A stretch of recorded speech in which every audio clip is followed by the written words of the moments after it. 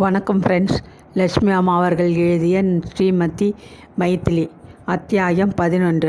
ஆடம்பரமாகவும் சுகமாகவும் வாழ்வதற்கு வேண்டிய அளவு செல்வம் மங்களம்மாளுக்கு இருந்தது. அவ்வளவிற்கும் அவள்தான் எஜமானி என்ற செல்வாக்கு கூட இருந்தது. சுகமான பங்களா வாசம், சொன்னவற்றை செய்து முடிக்க பல பணியாட்கள், வேண்டிய ஆடை ஆபரணங்கள் என்ற எல்லா வகையிலும் அவள் மனதிற்கு உகந்தபடி வாழ்க்கை அமைந்திருந்தது. எனினும் அவள் மனதில் திருப்தி இருக்கவில்லை. தாம்பத்திய வாழ்க்கை நிலை அவள் விரும்பியபடி இன்பமயமானதாக இருக்கவில்லை என்ற ஒரு பெரும் குறை அவள் உள்ளத்தை உறுத்தி கொண்டே இருந்தது. ஸ்ரீமான் திவாகரன் தொழில் விவகாரங்களில் மிக்க திறமசாலியாக இருந்தார். தாம் பிரவேசித்த எந்த காரியத்திலும் வெற்றி தவிர வேறு ஒன்றுமில்லை என்று திடமான மனோபாவம் கொண்டிருந்தார். அவரது பெயரை கேட்டதும் சக தொழிலாளிகளும் வியாபாரிகளும் அஞ்சுகின்ற அளவு வியாபார வட்டத்தில் கீர்த்தியும் மதிப்பும் பெற்றிருந்தார். ஆனால் கணவன் என்ற நிலையில் அவர் தாமரை இலை தண்ணீராக பற்றும் படாத ஒரு பற்றற்ற வாழ்க்கையில் ஈடுபட்டிருந்தார். தமது அலுவலகத்திலே வேலைக்கு அமர்ந்திருந்த நூற்றுக்கணக்கான சிம்பதிகளை அவர் எவ்வாறு கண்ணியமாகவும் மரியாதையுடனும் நடத்தினாரோ அதே ரீதியில்தான் தமது இல்லத்து எஜமானியையும் நடத்தி வந்தார் திவாகரன். சாப்பிடவோ உடுக்கவோ மனைவிக்கு எந்தவிதமான குறைகளையும் அவர் வைத்திருக்கவில்லை. சகலவிதமான சௌகரியங்களையும் அவளுக்கு அளித்திருந்தார். இவைகளுக்கு பிரதிபலனாக அவர் தமது மனைவியிடமிருந்து எத்தகைய பணிவிடைகளையும் எதிர்பார்க்கவில்லை. மங்களம் தலைவலி என்று நாள் முழுவதும் படுக்கையிலே கிடந்தாலும் அவர் அதை குற்றமாக ஒரு நாளும் கருதியவரே அல்ல. தம்மை பொறுத்தவரை தமது கடமைகள் அனைத்தையும் பூர்த்தியாக செய்துவிட்டதாக அவர் எண்ணினார் போலும். ஆனால் மங்களத்தின் உள்ளத்தில் மட்டும் சதா ஒரு பெருங்குறை வேதனை செய்த வண்ணம் இருந்தது. சொற்களினாலும் செயல்களினாலும் தமது அன்பை வெளியே தெரிவிக்க விரும்பாத ஒரு தரித்திர பிறவி தனக்கு வாய்த்துள்ள கணவர் என்ற அளவுக்கு மிக்க வருத்தம். இளம் வயதிலே மங்களம் எதையும் அதிகம் பாராட்டவில்லை. ஆனால் இளமை அழிந்து வயோதிகத்தின் எல்லையை சமீபித்துவிட்ட நடுத்தரு வயதிலே அவள் தன் கணவரின் பற்றற்ற தன்மையை கண்டு மனம் வெதும்பி போனாள். நாள் முழுவதும் தலைவலி என்று படுக்கையிலே கிடைக்கிறோமே, அருகில் வந்து அமர்ந்து கொண்டு, மங்களம், உனக்கு உடம்பிற்கு எப்படி இருக்கிறது என்று அவர் ஒரு வார்த்தை அன்பாக கேட்டுவிட்டால் என்னவாம்? வாய் முத்தா உதிர்ந்துவிடும் என்று சில சமயம் அவள் தனது கணவரின் பாராமுகத்தை எண்ணி வருந்தி கண்ணீர் வடிப்பது கூட வழக்கமாயிற்று. வயதில் வீட்டில் இருக்கையில் மங்களத்தின் உள்ளத்தை வருத்திய இந்த துயரம் அதிக பாரமாக தென்படவில்லை. தம்பி மனைவியை அதட்டுவதிலும் மிரட்டுவதிலும் வேலை செய்ய ஏவி கொண்டிருப்பதிலும் அவள் நாளில் பெரும்பாகத்தை கழித்து கொண்டு இருந்து வல்லாதலினால் கணவரின் பாராமுகத்தை கொஞ்சம் மறந்து விட்டிருந்தாள். பத்மினி வீட்டிற்குள் வந்த பின்பு மங்களத்திற்கு தான் வாழ்க்கையில் இழந்த இன்பங்கள் பற்றிய ஏக்கம் அதிகரிக்கவே ஆரம்பித்தது. ஸ்ரீகாந்தன் தன் மனைவியிடம் காட்டிய பரிவையும் பாசத்தையும் ஜாடையாக கவனித்த போதெல்லாம் மங்களம் பெருமூச்சு விட்டாள். பணம், பதவி, அந்தஸ்து எல்லாம் இருந்துவிட்டால் போதுமா? ஒரு பெண்ணின் வாழ்வை நிற்க வைப்பது அவளது கணவனின் கனிவான அன்பல்லவா என்று தனக்குள் அடிக்கடி முணுமுணுத்து கொண்டாள். அன்று காலை வழக்கம்போல் காப்பி சாப்பிட்டுவிட்டு மங்களம் தன் படுக்கை மீது சோம்பலுடன் படுத்து கிடந்தாள். தமது அலுவலகத்திற்கு கிளம்ப ஆயத்தமாக உடுத்தி கொண்டு திவாகரன் அவள் படுத்திருந்த ஹாலுக்குள் வந்தார். கணவனை கண்டதும் மங்களம் சட்டென எழுந்து அலங்கிய கூந்தலை சீர்படுத்தி கொண்டு நின்றாள். கட்டிலின் அருகே கிடந்த ஒரு ஆசனத்தில் திவாகரன் அமர்ந்து கொண்டதும், ராத்திரி முழுவதும் நான் தூங்கவே இல்லை, ஒரே தலைவலி என்று பிரலாபித்த வண்ணம் மங்களம் கட்டிலின் ஓரத்தில் உட்கார்ந்து கொண்டாள். அப்படியா என்று கேட்ட திவாகரன் அதற்கு மேல் ஏதும் பேசவில்லை. சமையல்காரர் சாமண்ணா பயபக்தியுடன் கொண்டு வந்து தம் எதிரே வைத்த பழரசம் நிரம்பிய டம்ளரை கையில் எடுத்துக்கொண்டு சிந்தனையில் மூழ்கியவராக மெல்ல பருகலானார். உபசாரமாக தன் உடல் நிலை பற்றி அவர் விசாரிக்கவில்லை என்று மங்களத்திற்கு கோபம் பொங்கி கொண்டு வந்தது. முதல் நாள் இரவு படுக்க போகுமுன் பத்மினியும் சித்தப்பாவும் எடுத்து கூறியிருந்த பல விஷயங்கள் வாறு அவள் மனத்தை உறுத்தி கொண்டிருந்தன. ஆகவே அவள் குழந்தை மாதவனை இப்படியே விட்டு வைத்தால் பிழைப்பது கூட துர்லபமாகிவிடும் போலிருக்கிறது என்றால் மிகவும் எரிச்சலுடன். கணவன் என்று இழுத்து கொண்டவர் போல் திடுக்கிட்ட திவாகரன் அவளை உற்று பார்த்தார். குழந்தைக்கு உடம்பிற்கு என்ன என்று ஆச்சரியத்துடன் கேட்டார். நன்றாக இருக்கிறது இந்த கேள்வி. 2 மாதமாக குழந்தை நன்றாக சாப்பிடுவதே இல்லை. வர வர இளைத்து துருவாகி கொண்டு வருகிறான். ராத்திரி வேளையில் திடீரென்று எழுந்து கூச்சலிட்டு கத்துகிறான். உங்கள் வியாபார தொல்லை எனக்கு வீட்டை கவனிக்க முடியாதபடி இந்த பாழும் உடம்பு படுத்துகிறது. ஆனால் அதேபோல் நடுவில் அது கிழந்து தவிக்கிறது என்று கூறிவிட்டு துக்கத்துடன் திணறினாள். திவாகரன் பதிலுக்கு லேசாக புன்முறுவலித்தார். சித்தப்பாவை அழைத்து கொண்டு நல்ல டாக்டர் யாரிடமாவது சென்று குழந்தைக்கு உனக்கும் சேர்த்து வைத்தியம் செய்து கொள். உடம்புக்கு அசௌகரியம் என்று என்னிடம் சொன்னால் என்ன பயன் என்று கேட்டார். மங்களம் கோபத்துடன் பற்களை கடித்து கொண்டாள். எனக்கு வைத்தியம் இன்னும் என்ன இருக்கிறது? என் உடற்கோளாறுகள் இனி கட்டையுடன் தான் போகப் போகின்றன. குழந்தையை பற்றி தான் எனக்கு ரொம்ப கவலையாக இருக்கிறது. சித்தப்பாவும் ஊரில் உள்ள ஒரு டாக்டர் பாக்கி இல்லாது பார்த்து விட்டார். ஒருத்தருக்கும் அவனுடைய உடம்பை வாட்டும் நோய் பிடிபடவில்லை. நேற்று சாயங்காலம் யாரோ ஒரு ஜோசியரிடம் போய் கலந்து ஆலோசித்தாராம். குழந்தைக்கு உடம்பிற்கு ஒன்றுமில்லை, எல்லாம் வேண்டாதவர்கள் வைத்திருக்கும் பார்வை தோஷம் என்றாராம் அவர். எனக்கு அதை கேட்டதும் ராத்திரி முழுவதும் தூக்கமே இல்லை. ஒரே தலைவலி என்று அங்கலாய்த்து கொண்டாள். அருகில் இருந்த வெள்ளித்தட்டிலிருந்து கொஞ்சம் வாசனை பாக்கை அள்ளி வாயில் போட்டுக்கொண்டு திவாகரன் எழுந்திருந்தார். பார்வை தோஷமாவது பார்க்காத தோஷமாவது இதையெல்லாம் நம்புகிறாயா? பேதிக்கு கொடுத்து ஸ்வசிக்கும்படி நல்லதாக ஒரு டானிக் வாங்கி கொடு, எல்லாம் சரியாகிவிடும் என்று கூறிவிட்டு தோழி நின்று நழுவி அங்கவஸ்திரத்தை சரிப்படுத்தி கொண்டு வெளியேறிவிட்டார். மங்களத்தின் கோபம் கண்ணீர் துளிகளாக கன்னங்களை உருண்டோடின. ஹாலுக்குள் காலுடைய அசை கற்பதை உணர்ந்ததும் அவள் சட்டென்று முகத்தை துடைத்து கொண்டாள். போர்வையை இழுத்து போர்த்தி கொண்டு மீண்டும் படுக்கையில் படுத்திவிட்டாள். என்ன மங்களம், உடம்புக்கு என்ன? நீ இப்படி உடம்பை கவனிக்காத அலட்சியப்படுத்தி ஒரு நாளைக்கு எங்கள் தலையில் கல்லை தூக்கி போடப் போகிறாய். நான் தினமும் சொல்லி கொண்டு தான் இருக்கிறேன் என்று அதட்டியபடி சித்தப்பா அருகில் வந்து நின்றார். அவராவது தனது உடல்நிலை பற்றி சற்று அக்கறை காட்டுகிறாரே என்று மங்களத்திற்கு கொஞ்சம் ஆறுதலாக இருந்தது. என் உடம்பை கீழே கெட்டு போகட்டும், எனக்கு இருக்கிறதே இந்த ஒரு குழந்தை, அதை கூட வாசிக்கு இப்படி படுத்த வேண்டும்? அதை நினைச்சு ராத்திரியெல்லாம் நான் அழுது கொண்டே இருந்தேன் என்று துயரத்துடன் கூறிவிட்டு எழுந்து உட்கார்ந்தாள். சித்தப்பா குறுக்கும் நெருக்கமாக கூண்டில் அடைக்கப்பட்ட புலி போல் ஹாலுக்குள் உலாவினார். மங்களம், அசடு, வருத்தப்படாதே.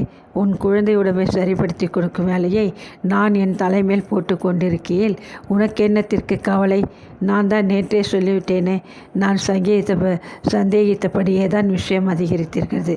அந்த மகதிலில் லேசுப்பட்ட பெண் அல்ல, விஷமக்காரி. உன்மேலே ஆத்திரப்பட்டு கொண்டு ஏதோ மந்திரம் வைத்திருக்கிறாள். ஜோசியக்காரன் சுவாமி உறவினர்கள் யாரோ குடும்பத்தின் மீது பார்வை வைத்து விட்டார்கள் என்றான். எனக்கு பளிச்சென்று உடனே விளங்கிவிட்டது மங்களம். நமக்கு இப்போது சத்தியம் வேண்டாதவர்கள் யார்? மேலும் உனக்கு விஷயம் தெரியுமா? மைதிலி கொஞ்ச காலம் மலையாள தேசத்திலே தன் பெரிய தகப்பனார் வீட்டிலே வளர்ந்தவள் என்று கூறிவிட்டு அர்த்த பாவத்துடன் அவளை உற்று பார்த்தார். பாவி, அவள் நன்றாகவே இருக்க மாட்டாள் என்று வாயார சபிக்கிறேன். பெண்ணிற்கு மேல் அவளை அன்போடு நடத்தினேன். என் குடும்பத்திற்கே கேடு வைக்க துணிந்து விட்டாளே கடைசியில் என்று ஆத்திரத்துடன் கூவினாள் மங்களம். சித்தப்பா உலர் துலாத்துதை நிறுத்திவிட்டு அருகில் வந்து நின்று கொண்டு தாழ்ந்த குரலில், மங்களம், கொஞ்சமும் கவலைப்படாதே. பிறர் குடும்பத்தை கெடுக்க மந்திரம் தந்திரம் செய்கிறவர்கள் பாடு கடைசியில் பெரும் ஆபத்தில் வந்து முடியும். நம் குடும்பத்தின் மேல் ஏவி விட்டிருக்கும் இந்த பார்வை தோஷம் அப்படியே அவர்கள் பக்கம் திரும்பி தாக்கிவிடும். நான் ஒரு ஏற்பாடு செய்கிறேன். பொன்னாங்கண்ணி தோட்டத்திலே ஒரு மாந்திரிகர் இருக்கிறார். அவரிடம் குழந்தையை அழைத்து கொண்டு போய் ஒரு ரட்சை கட்டி கொண்டு வந்து விடுகிறேன். மேலும் இதை நிவர்த்திக்க வேண்டிய உபாயங்களும் செய்ய ஏற்பாடு செய்து விடுகிறேன். நீ கவலைப்படவே படாதே. தெரிந்ததா என்றார். சித்தப்பா, அப்படியே செய்யுங்கள். எல்லாவற்றிற்கும் உங்களையே நம்பிக்கொண்டிருக்கிறேன். எனக்கு உங்களை தவிர உற்ற உறவினர்கள் யார் இருக்கிறார்கள்? கூட பிறந்த தம்பியை எனக்கு பெருந்துரோகியாகிவிட்டான் என்று கூறிவிட்டு ஒரு மூச்சு கண்ணீர் உகத்தால் மங்களம். பிறகு, சித்தப்பா, இந்த விஷயங்கள் எப்படியாவது ஒழுங்காகிவிடட்டும். இனி யாரும் அந்த பாவிகளை பற்றி என் காதில் விழும்படி ஏதும் பேசாதீர்கள். என் மனசிலே அவர்கள் மேல் அத்தனை துவேஷம் உண்டாக்கியிருக்கிறது என்று ஆத்திரத்துடன் முடித்தாள். குழந்தையை அழைத்து கொண்டு நானும் பத்மினியும் 10 மணிக்கு மேல் வேளாளர் வீடு போய்விடுகிறோம். மறந்து கூட இனிமேல் அந்த பெண் பெயரையோ அல்லது உன் தம்பி பெயரையோ உச்சரிக்க மாட்டேன். நிச்சயம். நன்றி கெட்ட பதர்கள். அவர்களை நினைத்தாலும் மகா பாவம் வந்து சேரும் எனக்கு என்று கோபமாக பேசினார். தொடர்ந்து முத்துசுவாமி, சரி, நீ பேசாமல் உடம்பை அலட்டி கொள்ளாமல் படுத்து கொண்டிரு, நாங்கள் போய்விட்டு வந்து செய்தி சொல்கிறோம் என்று முடித்துவிட்டு அங்கிருந்து மெல்ல நழுவினார். பத்மினியும் சித்தப்பாவும் காலை போஜனத்திற்கு பின்பு ஜோசியர் வீட்டுக்கு கிளம்பினார்கள்.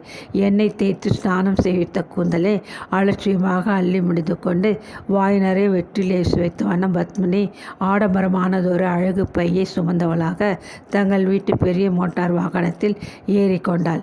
குழந்தை மாதவனை பலவந்தமாக இழுத்து கொண்டு வெளியே வந்த சித்தப்பா ஏதோ ஒரு சாக்கு மொட்டையை சுருட்டி உள்ளே தள்ளுவது போல் அவனை பத்மினி அருகே அமரும்படி காருக்குள் தள்ளிவிட்டு முன் ஆசனத்தில் டிரைவர் அருகே தாம் சென்று அமர்ந்து கொண்டார்.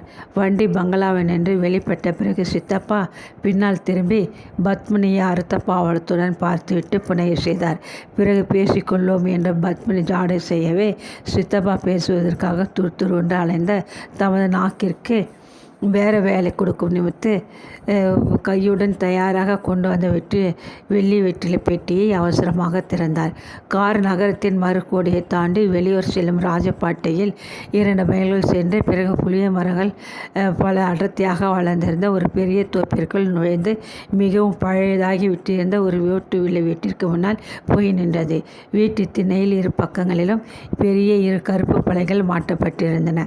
இவ்விடம் மலையாள மாந்திரிக ஜோடிதாருடன் கூறப்படும் ஜெயின், ஜீன், பிசாசு, மந்திரக்காளி, பில்லி, சூனியம், காட்டேரி ஆகிய அனைத்தும் அகற்றப்படும், வைத்தியம் செய்யப்படும், பைத்தியம் நிவர்த்திக்கப்படும் என்று 2 பலகைகளிலும் வெண்ணிற எழுத்துக்கள் தெரிந்தன. அதை வாசித்த பத்மினி சித்தப்பா பக்கம் திரும்பி விஷமமாக சிரித்தாள். வாயிலின் 2 திண்ணைகள் மீதும் ஏற்கனவே ஜோசியரை காண வந்திருந்த சிலர் உட்கார்ந்திருந்தனர்.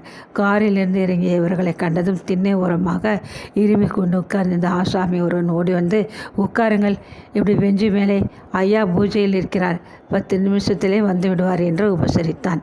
தீர்த்திருவென்று திண்ணையிலிருந்த வண்ணம் தனது முக்காட்டை பாதி நீக்கி எட்டி பார்த்த மார்வார் தேசத்து பெண்ணை அசட்டையாக ஒருமுறை உறுத்து பார்த்துவிட்டு பத்மினி வாசல் பந்தலில் போடப்பட்டிருந்த பெஞ்சு மீது சென்று உட்கார்ந்து கொண்டாள். பெஞ்சின் மறு ஓரத்திலே அவளுக்கு சற்று அப்பால் வந்த சித்தப்பா உட்கார்ந்து கொண்டு சட்டை பையிலிருந்து ஒரு ரூபாய் நாணயத்தை எடுத்தார். டிரைவர், இங்கே வா, குழந்தையை கூட்டு கொண்டு போய் அதே தெரியும் பெட்டி கடைக்கு சென்று ஒரு இளநீர் வாங்கி கொடு, நீயும் ஏதாவது வாங்கி சாப்பிட்டு விட்டு வா, 1/2 மணி நேரம் ஆகும், அதுவரை நீ என் பட்டினி கிடக்க வேண்டும் என்று உத்தரவிட்டார். குழந்தை மாதவனை தூக்கி கொண்டு டிரைவர் தோப்பில் நின்று மறைந்ததும் பத்மினி கலக்கென்று சிரித்தாள். சித்தப்பா, நீங்கள் சேசப்பட்டவர் அல்ல போலிருக்கிறதே, சாமர்த்தியம்தான் போங்கள் என்றால் பரியாசமாக. சித்தப்பா தமது வழுக்கை தலையை ஆசையுடன் தடவி கொண்டு வெற்றிலை காவி படிந்த பற்கள் தெரிய மெல்ல சிரித்தார். அதுகள் 2ம் நின்று கொண்டிருந்தால் நாம் எப்படி பேச முடியும் என்றார் பெருமையுடன். பத்மினி தன்னை சுற்றிலும் ஒரு முறை பார்த்தாள். ஜோசியர் வீட்டு வாழைத்திண்ணை சோரை அலங்கரித்திருந்த கரும் பலகையை மீண்டும் ஒரு முறை நோக்கினாள். பிறகு சித்தப்பா பக்கம் திரும்பி, ஆமாம், உண்மையில் நீங்கள் இதையெல்லாம் நம்புகிறீர்களா சித்தப்பா? எனக்கு இவைகள் மீதெல்லாம் நம்பிக்கை கிடையாது. மாதவன் உடல்நிலைக்கு காரணம் நீங்கள் கூறியபடி மைதிலியின் விஷம வேலையா என்று வினவினாள். சித்தப்பா பதிலுக்கு கடகடென்று சேர்த்தார். நீயே நான் சொன்னதை கேட்டு நம்பிவிட்டாய் அல்லவா? பேஷ் பேஷ். மங்களத்திற்கு தம்பி உடல்நிலை பற்றிய சங்கதி தெரிந்து மனம் மாறிவிடக்கூடாது என்பதற்காக முன்கூட்டியே நான் அவளை இவ்வாறு கலவரப்படுத்தி தயார் செய்தேன். பிசாசாவது பேயாவது, நான் இதுவரை என் வாழ்க்கையிலே ஒரு பிசாசை கூட கண்டதில்லை. நம் மனசுதான் பெரிய பிசாசு. மங்களத்திற்கு இதிலெல்லாம் கொஞ்சம் நம்பிக்கை உண்டு. அதனால் அதை கெட்டியாக பிடித்து கொண்டு தூபம் போட்டேன். தன் தம்பி பெண்டாட்டி தன் குழந்தை மேல் ஏவல் வைத்து விட்டதாக நான் சொன்னதை அவள் ஒரேடியாக நம்பிவிட்டாள். இனிமேல் ஜென்மத்திற்கும் மைதிலி மங்கள பவனத்திற்குள் நுழைய முடியாது. நீலகண்டன் செத்து போனால் கூட மங்களம் அவன் பிணத்தை பார்க்கவும் போக மாட்டாள். அவ்வளோ தூரம் அவள் மனதிலே வெறுப்பு ஏற்பட்டு விட்டது. எல்லாவற்றையும் மின்னல் வேகத்திலே செய்து முடித்து விட்டிருக்கிறேன். சாமனா வந்து சொன்ன சூட்டுடன் நிலைமையை சட்டென சமாளித்து விட்டேன். இனி நீலகண்டனை பற்றியோ மைதிலியை பற்றியோ நீ எல்லளவும் கவலைப்பட வேண்டாம். இனி நீதான் வீட்டிற்கு எஜமானி. நீர் விசாரமாக இரு என்று பெருமையாக மொழிந்தார். பத்மினி சிறிது நேரம் மௌனமாக இருந்தாள். அதுதானே பார்த்தேன். மைதிலிக்கு வீட்டில் இருந்த ஆட்களையே சரியாக ஏவ தெரியாது. இவளாவது பிசாசுகளை ஏவி விடுவதாவது என்று நான் இதெல்லாம் கேட்டு அசந்து போனேன் சித்தப்பா என்று கூறிவிட்டு கலுக்கென்று சிரித்தாள். என்னவோ அம்மா பத்மினி, இதையெல்லாம் நான் எதற்காக செய்கிறேன்? எப்படியாவது நீயும் ஸ்ரீகாந்தனும் சௌக்கியமாக இருக்க வேண்டும் என்றுதான். வேறு எனக்கு என்ன லாபம் என்று கேட்டார் சித்தப்பா. புரிகிறது, எங்கள் நன்மைக்காக. பாவம், நீங்கள் எனக்கு செய்யும் இந்த உபகாரத்தை ஒரு நாளும் மறக்க மாட்டேன். காலமுள்ளளவும் மிகவும் நன்றி உள்ளவளாக இருப்பேன் நிச்சயம் என்று மிகவும் பகட்டாக கூறிய பத்மினி தொடர்ந்து, ஆமாம் சித்தப்பா, உண்மையிலே மாதவனுக்கு உடம்பிற்கு என்ன?